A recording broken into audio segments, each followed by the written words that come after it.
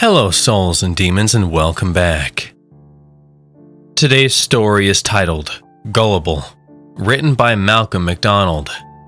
And so with that, sit back, grip your seats ever so firmly, and enjoy the show. Ever since grade 3, my friends and I could make Derek Zimmer believe anything. Anything.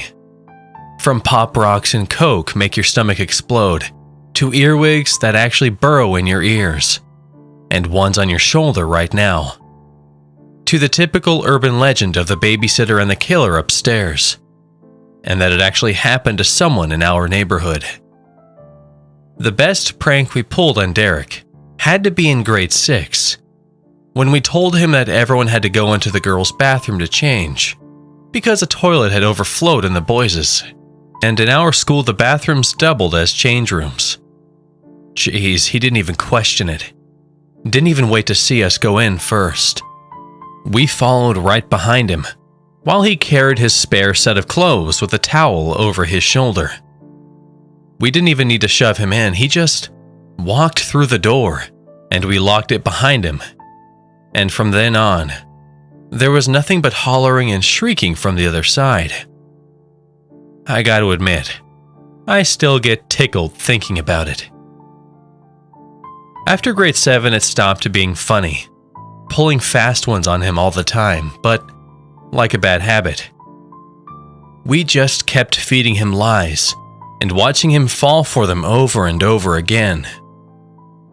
I guess it didn't help that he had sheltering hovercraft parents. I mean, the guy believed in Santa Claus until he was 13, for Christ's sake. And they kept walking him to school even though he lived literally just up the street. It wasn't until Derek begged them, after being tortured by our sneers and jeers, that they finally stopped. You'd think that they'd try to protect him by teaching him not to believe everything he was told. But I guess since they did everything for him, he just always needed someone else to make up his mind. I don't want you to get the impression that Derek was slow or something. He was actually a pretty bright kid.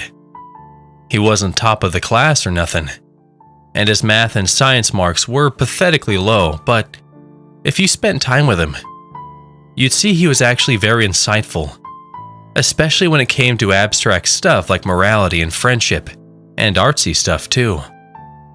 Oh yes, I was friends with Derek, even though I constantly tricked and made fun of him. Yeah, I was one of those friends. He would actually analyze our favorite TV shows, comparing the ones he liked and the ones he didn't, and go into really meticulous detail about why some were good and some were bad. What made a joke funny and what didn't. At the time, even though I liked talking to him, I kind of thought that all of this information was pretty useless. I mean, I just watched shows, movies, and played video games for fun, not to write a goddamn dissertation. If Derek had any brains, I thought, he'd put more energy into his schoolwork. But now, looking back, it makes me wish our school had a philosophy class or even an arts program. I think he would have excelled, rather than constantly being stuck getting C's and D's. But we grew up in a small, frozen town in northern Ontario that only offered the bare necessities for a diploma. And in a town where most people work in the mines and spend their spare time ice fishing and playing hockey, Derek stuck out like a sore thumb. All the teachers seemed to like him, but you could tell they were pretty frustrated by how difficult he found the material. He was also a bit stubborn at times. For instance, you'd think he would have done well in English, right? Wrong. He shined only in the creative writing assignments, but didn't follow instructions and would never read the books that were assigned. The funny thing was, he was a voracious reader, always reading something. He just didn't want to be bothered reading Lord of the Flies or of Mice and Men. He just thought they were a waste of his time. One thing that Derek excelled at, besides being a very loyal, to a fault, friend, was he was an amazing storyteller. When he got hold of an urban legend or a dirty joke, or if something happened to him, he would tell it in such a way that we would hang on every word he said. There was no rambling, no ums or uhs. He always took his time and told the story perfectly. The punchline or the ending of his story was always clear and left us howling with laughter, terrified, or desperate to hear more. More than a few of the stories Derek told us were uncannily frightening, of ghosts and creatures in our own hometown. Most of them I could trace back to some origin, usually Alvin Schwartz's scary stories to tell in the dark. But there were also a few I had never heard of, and could not find a source for. Whenever I confronted him with this, he would give me this knowing smile, his light eyes at ease, and he would say, "There are some things that can't be explained." He would then pontificate about the other world, and how everyone was able to access it if they just suspended their prejudices and disbelief. That was how he got beamed his stories. At the time, I thought it was bullshit. This was the only thing I'd ever known Derek to lie about. Now looking back, I wish I had realized that this honest, gullible boy was incapable of telling falsehoods, and that what he was telling me was something he at least believed to be true. Eventually, I got a bit jealous of Derek. I never had a good memory for details, aside from numbers and figures, and often when I told a joke, I'd forget an important part of the setup and the punchline would fall flat. Or if I told an anecdote about something that happened to me that I thought was funny or exciting, after I'd finish, the listeners would just stare blankly, their vacant faces tacitly screaming, "That's it?" Believe me, it took me a long time and a lot of effort to write this story as well as I have. I was also jealous of Derek because of the attention he got from girls. Although he wasn't very athletic, he was tall, fit, and good-looking. And his gullible nature, I think, made a lot of them think that he was cute. You know, like a lost puppy you just want to take care of. Unfortunately for them, Derek was too absorbed in his own world of Marvel comic books, Stephen King, Family Guy, and Doctor Who to ever take a hint. This got really interesting in the 10th grade when Christy Blackwell, a preppy girl from the States, came to our town. Her family was from North Dakota, and her father had come here for some administrative job at the local mining company. We didn't know it at the time, but his position and his family's move were only temporary. Now, we had likely nothing in common with this girl, but both Derek and I were absolutely smitten. When you're in a small town, all the kids date each other's sisters and exes. So I guess everyone was pretty intrigued by this new pretty face from somewhere exotic, like North Dakota. For a few weeks, she was all Derek and I could talk about. Some of our friends thought she was cute too, but Derek and I were head over heels. I, however, never got up the courage to speak with her. I might have been top of my class and on the lacrosse team, but I knew what I was in the eyes of girls. A short, fat, sarcastic little boy with a sour disposition. Derek, however, he didn't have the same cowardice that I had. He actually went up to her during lunch break and talked with her. I watched him approach, grinning from ear to ear, waiting for the humiliation and the peal of shrieking laughter from the other girls, but she actually talked with him. She was positively radiant when he introduced himself, and I thought I was going to have a heart attack when she invited him to sit down at her table. I admit, I was enraged. It wasn't fair, it wasn't fair. For some idiot like Derek, with no prospects for the future, to have that girl. And what would that mean for me? Why would he want to hang around some loser when he had that girl on his arm? Luckily, Derek, as I've said, didn't take hints easily. So it wasn't until a rumor had started about her liking him that he finally was ready to ask her out. Of course, he told me first. "Jimmy!" he shouted over the phone one night. I remember I actually winced from the receiver. Guess what? His voice blared at arm's length. After placing the phone back to my ear, I asked him, and he told me that he had heard it from one of the girls that Christy liked him. I felt the stone form in the pit of my stomach. Don't get me wrong. I knew that I wouldn't have gotten Christy. I just thought that neither of us would. So the fact that he got her and I hadn't really burned my ass. But then, I got an idea. An idea that would haunt me for the rest of my life. "Derek," I said into the phone, "she doesn't actually like you." I overheard her and Jennifer, the girl who told him, that they're just playing a trick on you. There was silence on the other end. Derek mumbled out a pitiful, "But," and I knew I had to pounce. "Listen," I implored. "If you ask Christy out on a date, everyone will just laugh at you. They're just doing this to make a fool out of you in front of everyone." Again, silence fell on the other end. I could then visualize Derek with his head hanging down, all mopey like he sometimes got. Then I took it a bit further. Over the line. I mean, come on, think about it, you and her. She's only been in our school for 3 weeks and she's already top of the class. Everyone turns their head to see her. How are you going to be good enough for that? I felt that stone in the pit of my stomach again, but this time for a different reason. After hearing Derek sadly mumble, "You're right." Shamelessly, I changed the subject, asking him if we were going to still hang out this weekend to play Xbox at his house, but his voice never came back to normal.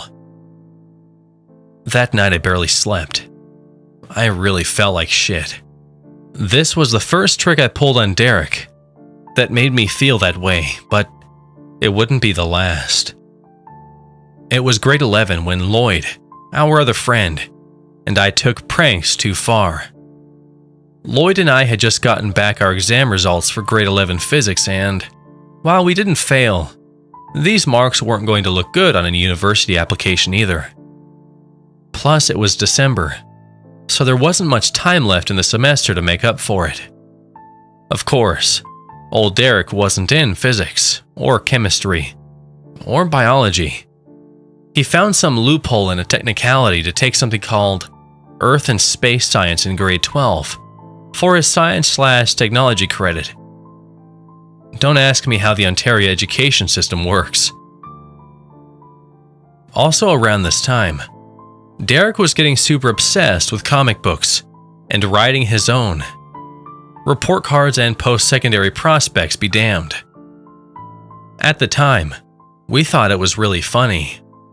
He didn't just draw the 6 boxes with stick figures in them and the poorly graphed word bubbles like most kids. He actually found out the proper format to write a comic book script. He kept trying to make us read them, but, I mean, we didn't know how, plus we were busy, with school. Anyway, Derek had this long bastard of a comic book script, freshly printed from the school library. An adaptation of some classic horror story by Poe or Lovecraft, I think. And he ran up to Lloyd and me in the cafeteria all smiling, waving it at us, begging us to read it. And remember, this was the same day we got our abysmal test scores back. Now, despite our understandably pissy mood, both Lloyd and I resisted the urge to tear Derek's head off. Lloyd said feebly, "Sure, Derek, give it here. I'll read it tonight." Derek almost leapt off the table bench. He was so excited. He thanked us and then was off to God knows where. I turned my head and glowered at Lloyd. "Are you serious?" I asked him. "You realize we have presentation for chemistry to finish tonight, right?" Lloyd blew out the side of his mouth. "I'm not gonna read it, dude," he said, his eyes cast woefully down at the crumb and grease-laden tabletop. "I'm just pranking him," he concluded, quarter-heartedly. I sat there and stared at it for a few seconds. Then, another mendacious scheme started spinning in my head. I knew that my Uncle Eric was coming over for supper that weekend. I told Lloyd that we would both tell Derek that my uncle worked for Marvel Comics, and that he had read his script and loved it, and that he was interested in adapting it and giving Derek a job writing for Stan Lee. I'd invite Derek over to speak with him to discuss this job prospect at greater length.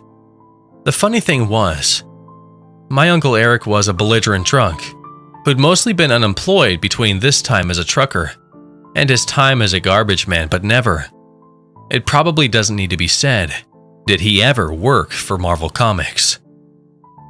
Lloyd and I both grinned and giggled like evil children. It was perfect.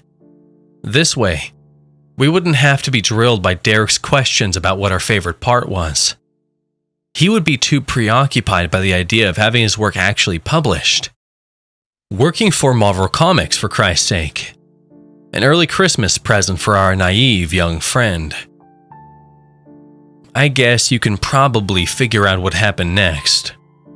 I'll try to spare you the cringeworthy details. The next morning, Lloyd and I told Derek about my uncle and fed him our line. Derek beamed like I'd never seen before, and bought it hook, line, and sinker. Of course, that Sunday he came over for dinner all excited. Of course, my Uncle Eric was 2 sheets to the wind, 6 gin and tonics deep and on his 7th that night.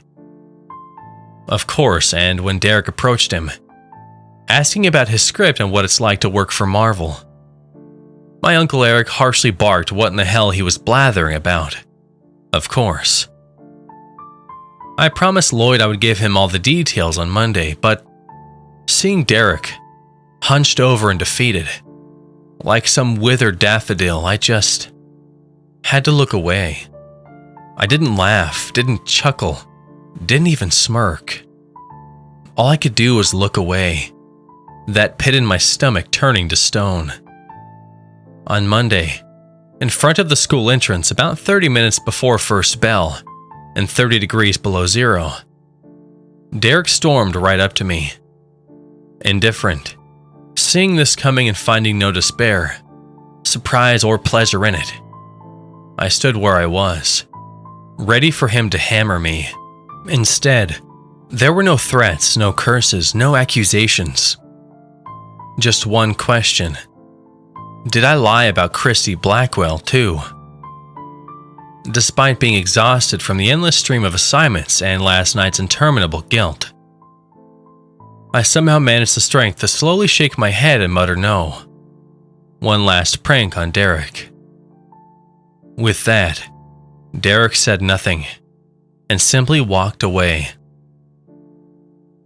At that moment, standing there alone with sticky icicles running down my upper lip from my nose to my scarf, I thought I was going to throw up. The next day, I advised Lloyd we give Derek some distance at lunch hour. I suspected we were persona non grata. But to my surprise, Derek came over to our table, stone-faced. Without a word, he sat down and ate. Lloyd and I glanced over at him, then at each other. The three of us just sat and chewed in silence. Then, after finishing his serving of oily cafeteria French fries, he told us one of his typically great, terrifying stories. His last. "You guys ever hear about Melvin Sinclair?" he began, cryptically. Fake-sounding name, still, a pretty good start. Lloyd and I both shook our heads wordlessly. He was a student at our school, way back when it was run by the nuns. I later found out this part of his story was true. our high school Pendleton College, was once run by the local nunnery. But this was when it was still a residential school, with only abused, shipped-in native kids as its student body. He's actually the person I'm going to write my next comic script on. I know you two won't read it, but I think you should hear about him anyway. Sinclair was a funny kid. A bit stupid, you know. Believed anything his pals told him. This, of course, immediately rang a bell for the both of us. Lloyd and I looked at each other knowingly. Still, we were hooked. At least I was. He was also very poor, with a sick father at home who couldn't work. So a lot of his friends could make him do things with the promise of money. So, one night, around this time of year, just before Christmas, all those years ago, Sinclair and his buddies went out onto Salaskin Lake. It was frozen solid then, just like it is right now. Sinclair dared his buddies to walk out onto the lake, see if he could make it to the other side. Now, Sinclair was afraid, terrified, you know. Salaskin is 2 football fields long and 3 fields wide. Sure, he knew it had been frozen solid for 3 months straight, and a jackhammer couldn't make a dent an inch deep into it. But still, he was unsure. He never walked across ice in the middle of winter before, never even put on a pair of skates. To his buddies, he shook his head. He didn't care if it made him a chicken. He wasn't going out there risking falling through. So his friends decided to sweeten the deal. They told him if he made it to the other side, they'd meet him there after walking along the shoreline and pay him $300. Now, his buddies didn't have $300, but they did have a thick wad of 10 $2 bills. So they slipped one into Sinclair's hand, as proof there was more where that'd come from. They both figured it would be worth it to see Sinclair fall through the ice or wet himself from fear. Again, Sinclair wasn't too bright. He was also very poor, and his family was way behind on the electric bill, which was bad since this was one of the worst winters in Canadian history. Not to mention, Christmas was right around the corner. So he took the $2 as proof they had 298 more, and made his way across the ice. The 2 of his friends giggled behind their frozen snot-covered mittens, egging him on, telling him he was doing great. Sinclair didn't clue in though.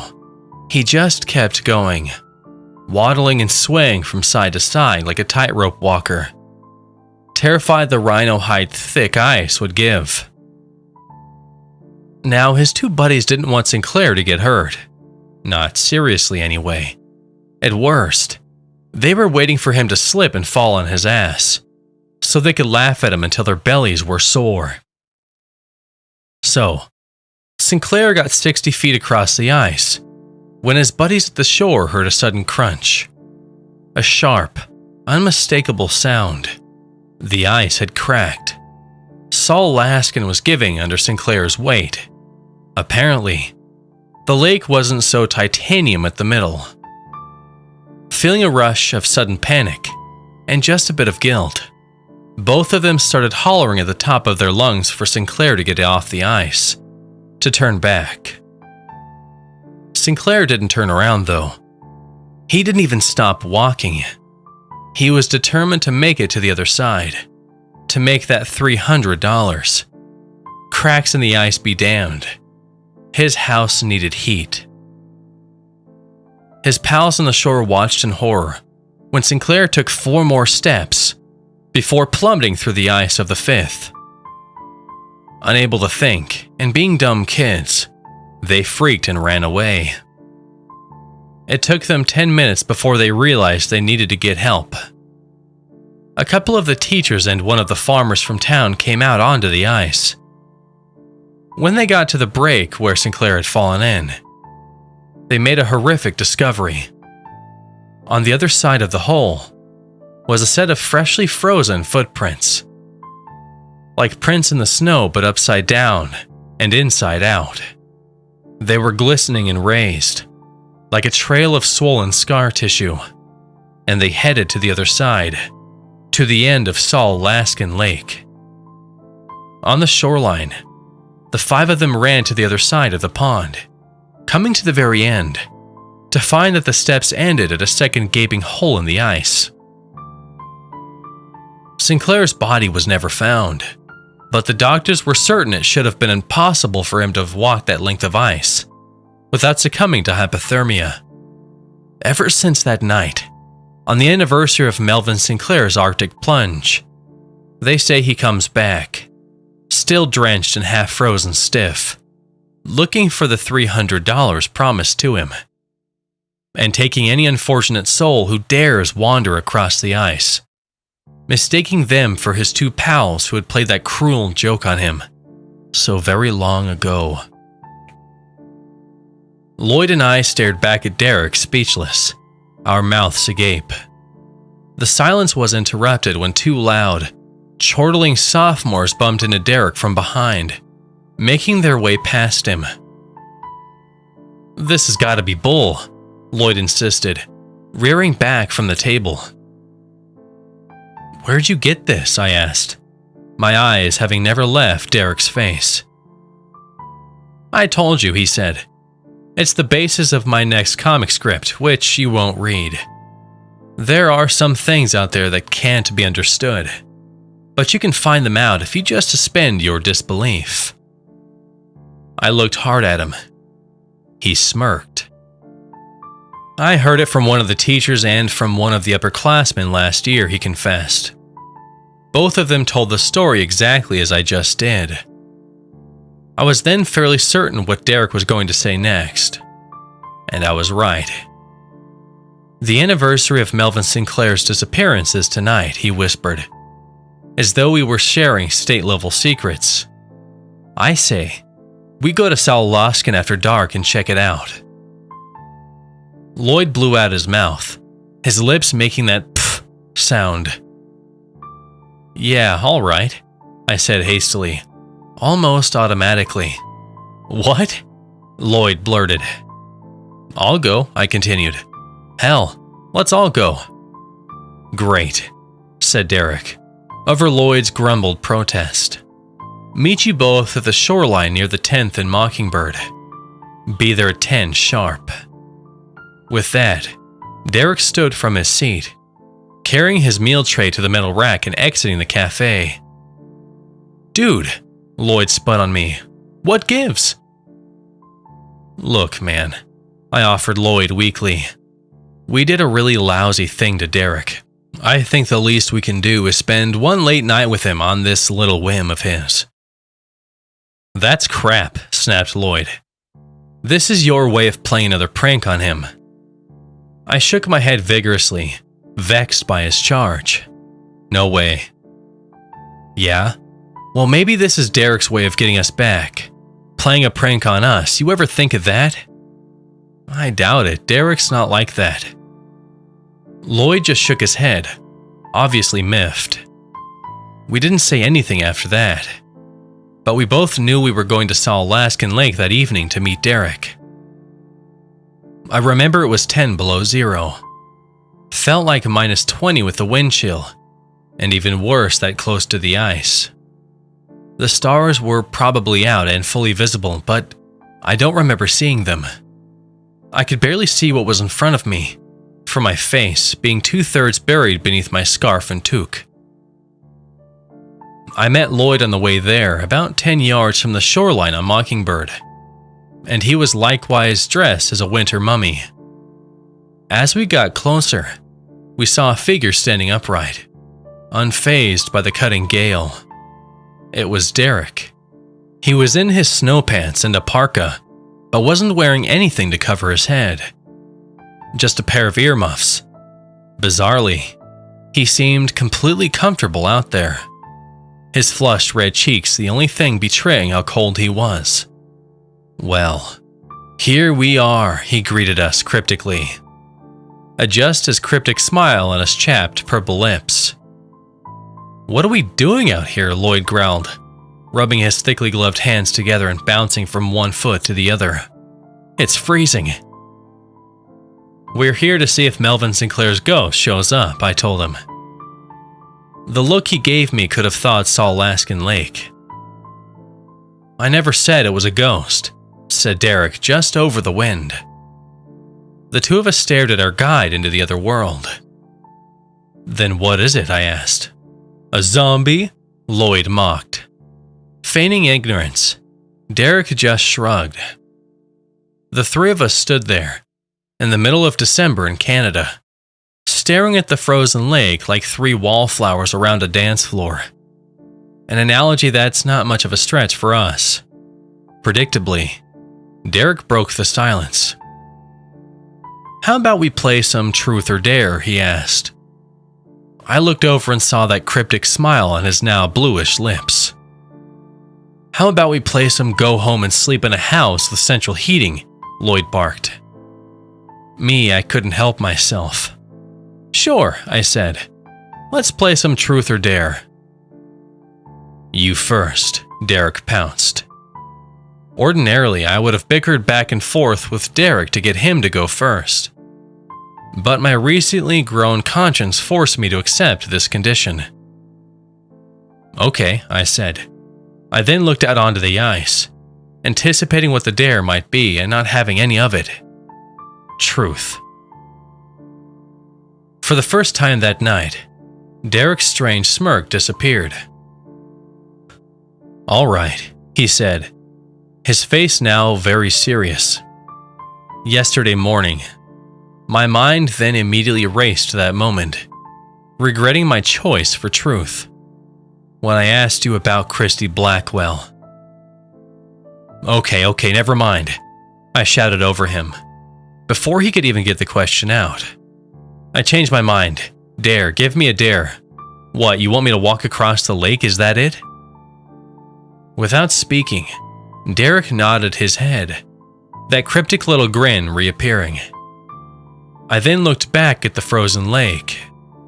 Derek hadn't lied when he said it was 2 football fields long. In fact, it was longer. 273.5 yards to be exact.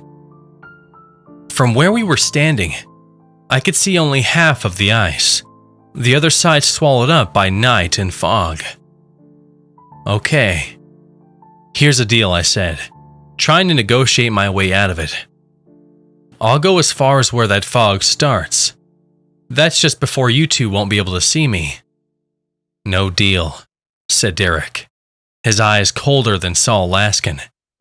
"You go all the way across, or until you see Melvin Sinclair, or you admit you believed my story enough that you're scared to go out there." "What?" "Or choose truth." "I'm not scared of that boogeyman crap," I explained. "Then why not go all the way?" said Derek. "You know that lake is perfectly safe for skating. It's been frozen solid since October." "Because it's stupid, that's why. Or because you're afraid Melvin Sinclair will get you." "No, I'm not." "Fine, then choose truth. Answer my question." Astonished, I shot him an incredulous look. "Man, screw you," I cried. "You're the one who's so stupid that you believe that dumb story. You probably did hear it from an upperclassman last year. They knew you'd be gullible enough to buy it." I turned to the frozen pond, my eyes melting the ice. "I'm going to go as far as that fog starts. From there, I'll be able to see over to the other side. I'll also be right in the middle, so it will prove 2 things. 1, that no one could fall through the ice when it's this cold out, and 2, that there isn't some supernatural creature roaming around at night. I'll prove to you there's no such thing." Derek looked back at me. That strange smile disappeared again from his lips and never came back. "I'm not gullible," he insisted on a low voice. "The story is true." "Up yours," I said, walking to the edge of the shoreline, and shuffling gingerly onto the ice. "Come on, Lloyd, let's go." "Me?" I heard from behind. "Come on, you wimp. Let's show this moron how stupid and full of it he is." The two of us waddled onto Saul Laskin. We inched our way closer and closer to the foggy middle, the thick air never seeming to thin out and recede like it normally would. Truthfully, I could barely see an inch in front of me. The whipping cold air caused me to tear up and turn my tears to icicles on my lashes. But I was too angry to care. In my mind, I told myself I was going to prove Derek what an idiot he was. In truth, I just wanted any way to avoid telling him the truth about Christy Blackwell. We were well past the center point when I finally decided to stop. Lloyd was a bit ahead of me. I looked around. The fog was so dense, even worse. I had to blink my eyes rapidly to break up the frozen moisture that accumulated on my lashes. I roughly cleared my vision with my gloved thumb, and then I saw it. A hunched figure, just obscured by the fog, hobbling slowly towards Lloyd. Lloyd must have been having the same trouble I was, because he made no effort to run or communicate with the figure, even though it was practically right in his line of sight. At first, I thought it was Derek. Thought he had somehow caught up and was trying to scare us, but I was wrong.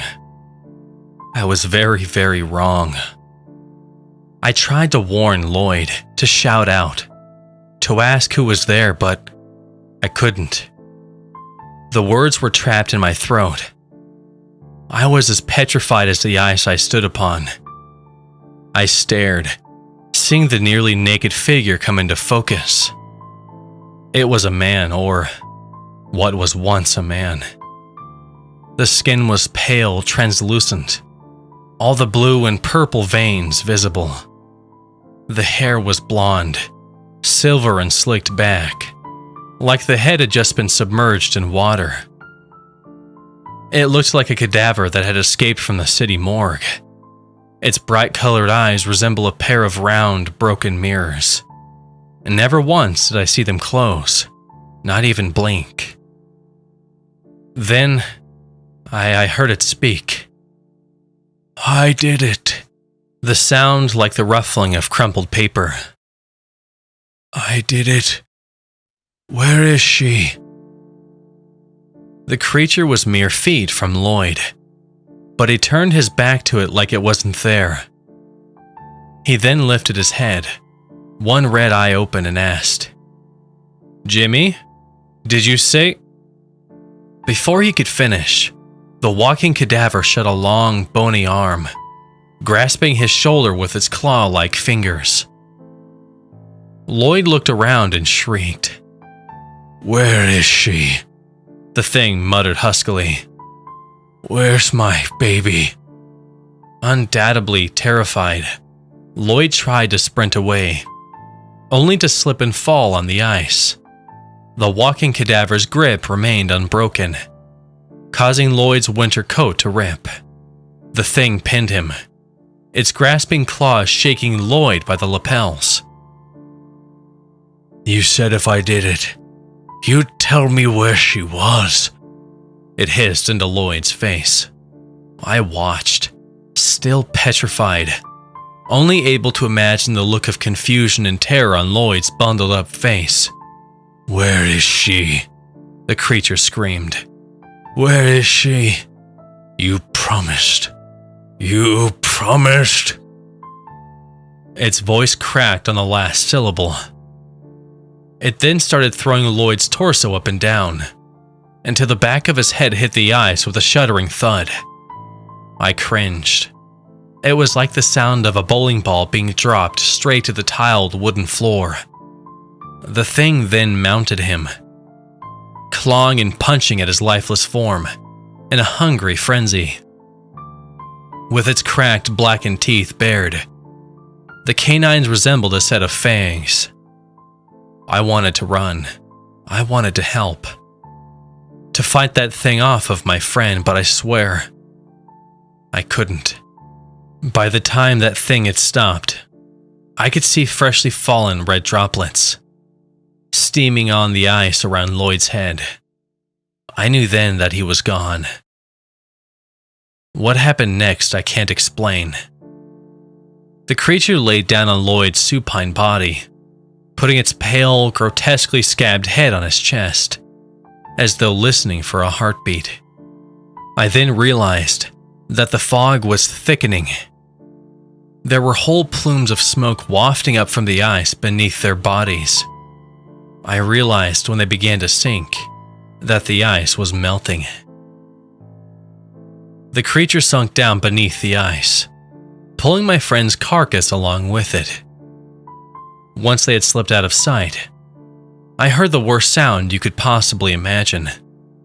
The sound of the ice cracking. I looked at my feet and saw a deep gash, shaped like a lightning bolt, tearing a path through the ice beneath my feet and between my legs. Several mini fractures splintered off, creating a spider web of icy shards. My senses returning to me, I ran, falling and stumbling, back to the shoreline. I don't know how many steps I made before I slid and fell through, and was completely submerged and saw Alaskan. I don't remember how cold it was, though it was freezing beyond imagination. I just remember the disgusting feeling of my clothes soaking in the water beside my skin, and the sheer panic blaring inside my skull. Remember how I was short and fat? Well, I also didn't have a clue on how to swim. I just floated there under the water, not seeing a damned thing. My mind a riot of horrible scenarios and images.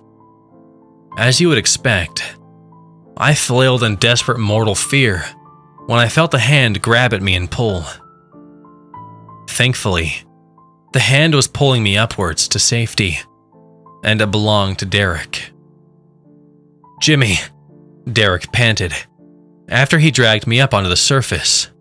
It's okay," he struggled to say, as he too was drenched from head to toe. "Here's my coat. Put it on." He then laid his open parka over my body. Luckily, he had taken it off before diving in to save me. I'm sure now if it wasn't for his quick thinking, I'd have died that night. "Listen to me," he stammered on. His lips were turning a deep blue, as was his face. "My phone is in one of the coat pockets. Call 911. "What?" I said, not understanding why he didn't do it himself. "Just do it," he said, then turned and began walking in the direction of that creature. I'm going to go get Lloyd," he blurted out. Now this is where I'd like to tell you that I forced Derek to stay with me. That I told him the truth about Christy Blackwell. That I apologized for the cruel joke I'd played on him with Lloyd and my Uncle Eric. And for always taking him and his friendship for granted. But that didn't happen.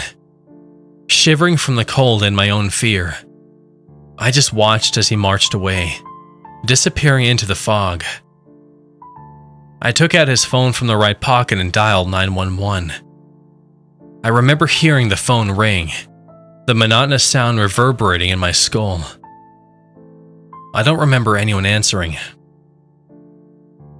The last thing I remember is the feeling of my body growing warm, all the pain and fear evaporating with the fog, and then there was blackness. Blackness save for a kaleidoscope of horrible images playing on loop in my mind. I woke up in the emergency room. I was told that the paramedics and fire department were called out. That they'd scanned the ice but never found Derek or Lloyd. I was told that I was lucky to be alive. Even luckier that I didn't have any frostbite and would therefore not have to lose any appendages. Eventually, they got around to asking me why we were out there and what happened. I told them everything, every last detail. Of course, they all looked at me like I was crazy. Some even thought I might have gone into shock and asked my parents to have me undergo a CAT scan. I never did, though. During my time in the hospital, 3 thoughts kept spinning around my brain. 1. How grateful I was to Derek Zimmer for saving my life. 2. How amazed I was that his story was actually true. And 3. Why that creature kept asking for its baby instead of for money, like in Derek's story.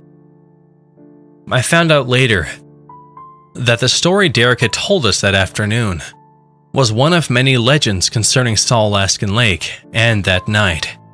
Some were about a man whose daughter had been kidnapped by a gang of thieves.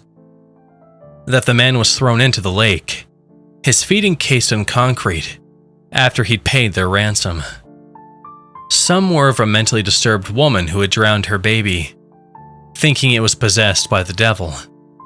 And at least half a dozen more I can't stomach reciting here. Perhaps the worst moment after that night was when I got a visit from Mrs. Calhoun, the principal at Pendleton College. She was in her early 70s, stout, with a tight silver bob cut and a pair of owlish spectacles on her round little nose. She sat down on my bedside, wearing her shapeless, riotously patterned muumuu, and asked me what had happened at Saul-Alaskan. I told her. The same story I told everyone else since waking up in the emergency room. When I was done, she just stared at me expressionless, before giving out a sharp sigh through her tiny nostrils. "This is what I think happened, James," she began, a subtle disdain in her voice. "I think you dared Lloyd and Derek to walk out there on the ice. We all know how you tricked and tortured that poor boy since primary school. I think when the ice cracked and your friends fell in, you panicked and came up with this ludicrous lie to cover your tracks, because you think we're all as gullible as poor Derek Zimmer. Because you think you're that smart, and the rest of us are that dumb. I think you're a cruel, immature, sociopathic little boy who will end up becoming a cheat and a fraud, and spend his adult life in and out of prison." From my bed, I stared back at her wide-eyed. It was so surreal. An adult, a teacher, speaking to me in such a way. "And I don't care who you tell this to," she hissed, "because I'm retiring at the end of this school year. And if I never see another sadistic child like you again, it'll be too soon." When I brought up how I had been rescued, had almost succumbed to hypothermia myself, she grunted and said, "I don't know. You seem all right to me. After all, you didn't even get frostbite out there, did you? And you're the only one of those boys who survived." She then shook her gray head at me, making a tisk-tisk-tisk noise with her tongue. "In and out of prison," she repeated to herself, before rising from her chair and leaving me on my own. Today, I'm happy to tell you her prognosis was false. I haven't been in jail at any time in my life, and the worst I've ever gotten is a speeding ticket. That being said, guilt has followed me around ever since that night. I never told Derek that I had lied about Christy Blackwell, and for that, I am eternally sorry, as I am for making Lloyd come with me across the frozen lake. I had also doubted Derek about his story of the spirit that haunts Saul-Alaskan once a year on a December night. For that too, I am sorry. I don't know what compelled me to play so many tricks on him. Besides my overly logical and cynical nature.